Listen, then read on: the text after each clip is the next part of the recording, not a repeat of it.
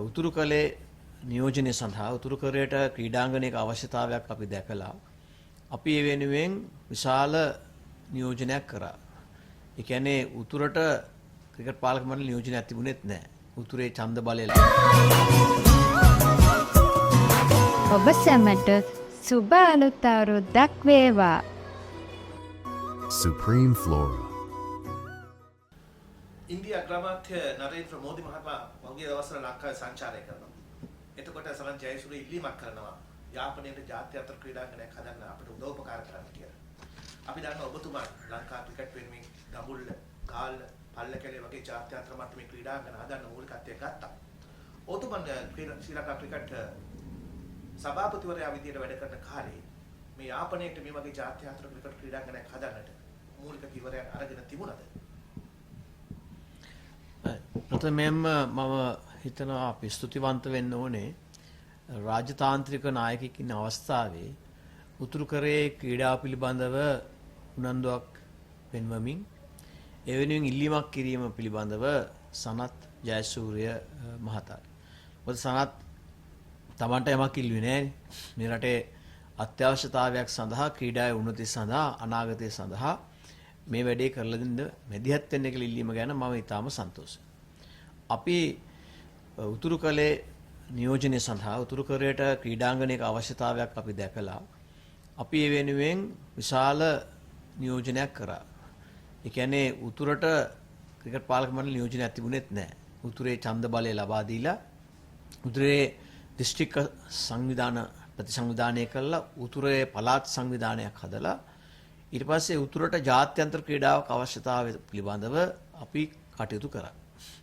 ඒකෙදී අපේ අත්දැකීම් එක්ක ඒ කියන්නේ දඹුල්ල, ගාල්ල, පල්ලේකැලේ යන ආදි වශයෙන් ඒ ක්‍රීඩාංගණවල තියෙන අත්දැකීම් මත මාස 6ක වගේ කාලයක් තිස්සේ අපි ස්ථාන ගණනාවක් උතුරු කරේ බැලුවා.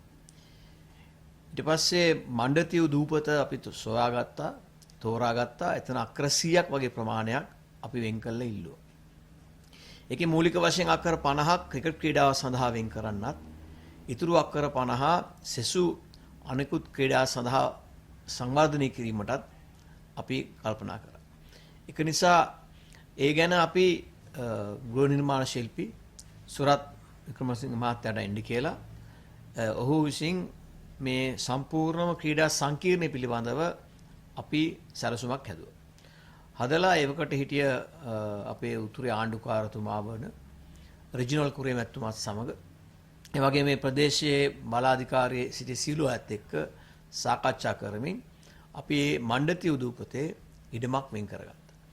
ඊට පස්සේ ඉඩම වෙන් කරගෙන අක්කර 50ක් ක්‍රිකට් සඳහා වෙන් කරගෙන ඒකෙදී අපි කල්පනා කරා මට මතකයි අපි ගාල්ලේ ක්‍රීඩාංගණය දිහා බැලුවත් දඹුල්ල දිහා බැලුවත් අපිට ඒකේ සොඳුරු නැත්තම් ලස්සන ආකර්ශනීය කේන්ද්‍රයක් අවශ්‍ය නිසා මේ මණ්ඩතිව් තෝරගන්නකොටම අපි අවුරුදු 40ක් 50ක් ඉහළ සිට දර්ශනය ගැන හිතුවා.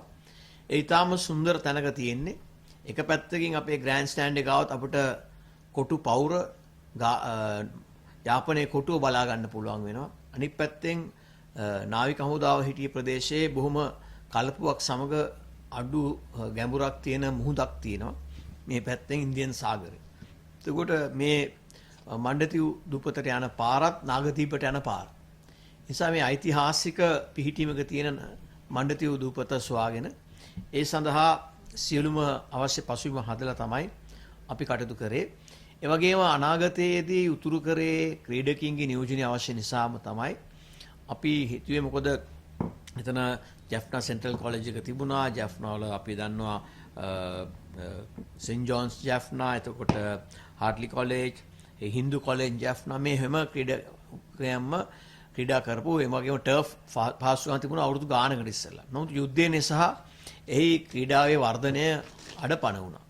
ඒ නිසා අපි බැලුවා අපි LPL එක ගහනකොට ලංකා ප්‍රීමියර් ලීග් එක ගහනකොට අපි කොළඹ, ගාල්ල, නුවර, දඹුල්ල කියන කේන්ද්‍ර හතරට පස්සේ යාපනය කියලා අපි කලින්ම කණ්ඩායමක් නම් කළ වෙන් කරේම අනාගතයේ හදන ජාත්‍යන්තර ක්‍රීඩාංගණය මධ්‍යස්ථානයක් කරගෙන කේන්ද්‍ර කරගන්න.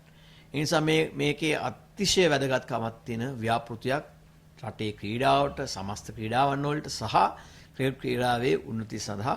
ඉතින් ඒ නිසා මම ඊටම සන්තෝෂ වෙනවා අවුරුදු 7කට වඩා කාලයකට පස්සේ අවුරුදු 8ක් වෙනවා අපි මේක ආරම්භ කළා. නැවතත් මේ ගැන අදහසක් ඇති කරලා හැමෝගෙම අවධානය යොමු කළා වර්තමාන ක්‍රීඩා මිතුමාවත් සමග සනත් ජයශ්‍රී මහත්මයා ස්ථානට යාම පිළිබඳ මම ඊටම සන්තෝෂ වෙනවා. මේ අතිශය අත්‍යවශ්‍ය කරුණක් ක්‍රීඩාවේ දියුණුවට. ඒ වගේම මේ ප්‍රදේශය ක්‍රීඩාව වෙනුවෙන් වර්ධනය වීම, ඒ වෙනුවෙන් ක්‍රීඩාව සංවර්ධනය කිරීම අපි හැමෝගෙම සහයෝගය ලබා දීම අපේ යුතුකමක් කියලා අපි හිතන්නේ.